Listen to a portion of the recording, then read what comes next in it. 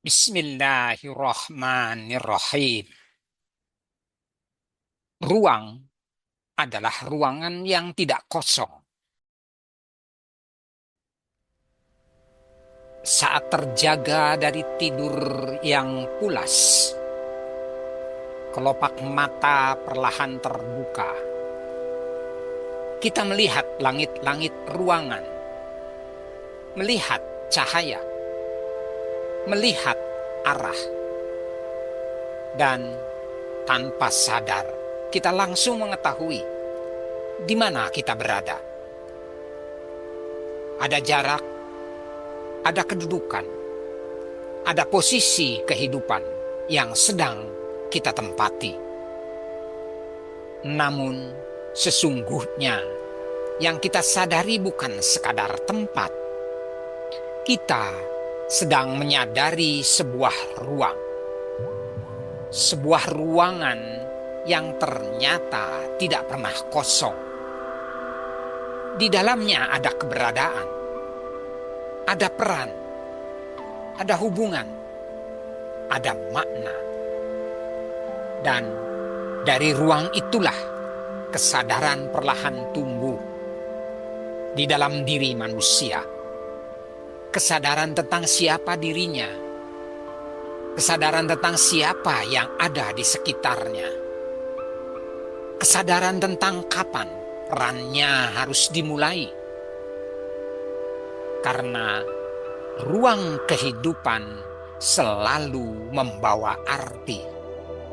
Semakin banyak yang kita ketahui tentang apa yang ada di sekitar kita, semakin tinggi pula kualitas diri kita dalam pengukurannya.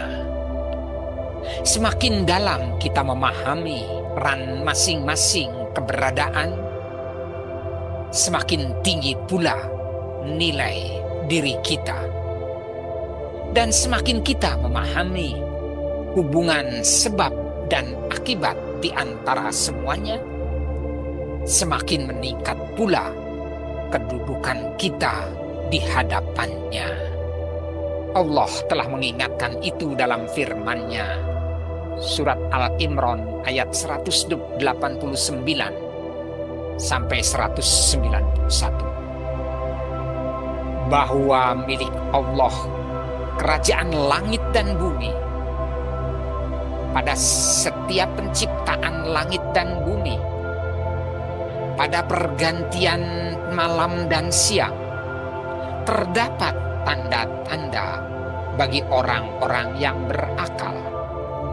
Sesungguhnya kita sedang menyaksikan berbagai pengaruh yang bekerja di dalam ruang kehidupan. Ada medan gravitasi, ada pengaruh cahaya, ada pengaruh listrik, ada pengaruh momentum. Semua bekerja dalam ruang pengaruhnya masing-masing. Kita dapat mengenali suara tanpa tertukar. Kita dapat membedakan warna dengan sangat jelas. Kita mengetahui rasa manis, rasa asin, dan berbagai aroma kehidupan. Karena setiap pengaruh memiliki ruangnya masing-masing.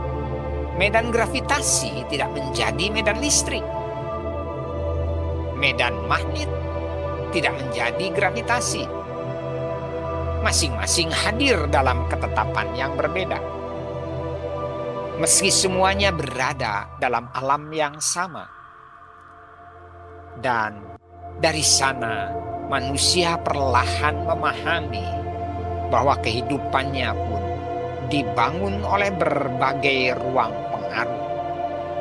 Ada ruang profesi, ada ruang keluarga, ada ruang masyarakat. Nama kita sendiri menjadi bagian dari ruang kehidupan itu, menjadi tanda keberadaan. Dari sanalah muncul kesadaran bahwa nilai kebaikan lahir dari kemampuan manusia memahami seluruh pengaruh itu secara tepat. Karena hidup tidak pernah berdiri sendiri. Allah menetapkan adanya dialektika kehidupan. Ada genesis, ada antigenesis. Ada kebaikan yang bercampur dengan keburukan. Sebagaimana disebutkan dalam firman-Nya pada surat Al-Falaq ayat 1 sampai dengan 5. Tentang perlindungan dari kebodohan, dari keinginan yang terus membelenggu, dan dari iri hati yang melahirkan kedengkian. Karena ruang kehidupan manusia tidak pernah benar-benar hitam atau putih.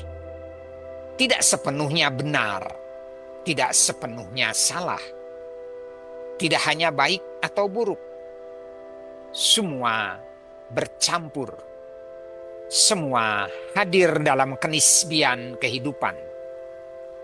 Dan di sanalah manusia diberi kemampuan untuk memilih. Namun seringkali keburukan hadir dalam bentuk yang samar.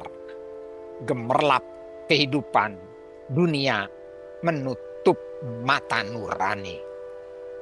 Kekuasaan membuat manusia lupa arah. Keinginan-keinginan duniawi perlahan mengaburkan kejernihan hati. Lalu pada akhirnya manusia akan sampai pada satu keadaan yang sunyi. Sebuah perjalanan panjang yang harus dipertanggungjawabkan sendiri. Perjalanan yang melelahkan, perjalanan yang memberatkan. Dan mungkin pada saat itu kita baru benar-benar memahami bahwa sejak awal ruang kehidupan ini tidak pernah kosong.